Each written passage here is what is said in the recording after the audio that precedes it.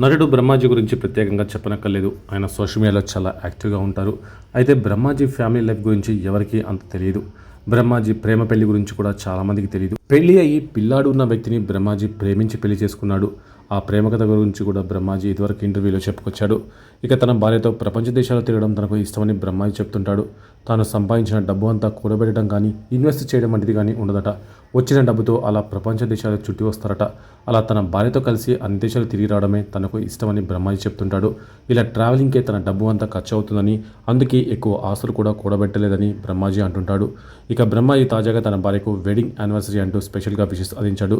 పెరుగన్నంలోకి ఆవకాయల, పాలకు డెఫిడో కాఫీలా, వోడ్కాకి జింజీర్ అలేలా, నా జీవితానికి నవ్వుల్లా నన్ను భరిస్తున్నందుకు థ్యాంక్స్, హ్యాపీ యానివర్సరీ సరస్వతి అంటూ బ్రహ్మాజీ చేసిన పోస్ట్ నెట్టింట వైరల్ అవుతుంది. వీరి అన్యోన్యతను చూసి నెటిజన్లు మురిసిపోతూ ఉన్నారు.